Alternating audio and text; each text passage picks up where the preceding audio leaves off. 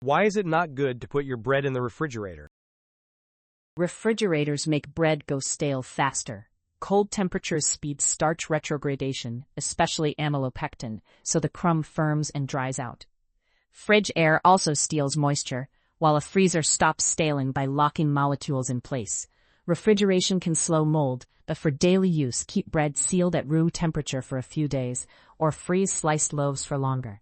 Toast or warm frozen slices to restore texture. That's all for now. Thanks for watching, and don't forget to subscribe.